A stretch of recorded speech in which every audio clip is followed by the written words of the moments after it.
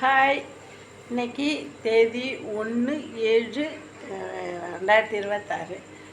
எங்களது பேரன் சாய் குகனுக்கு பிறந்த நாள். அனைவரும் வாழ்த்தவும். யூடியூப் நேயர்கள்லாம் ஏன் யூடியூப் போடலன்னு ரொம்ப என்னை கேட்டுக்கிட்டே இருந்தீங்க.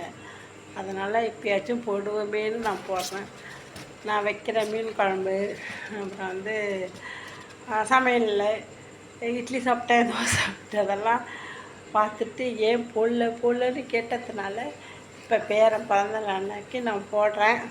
அனைவரும் பார்த்துட்டு லைக் பண்ணுங்கள், சப்ஸ்கிரைப் பண்ணுங்கள், அப்புறம்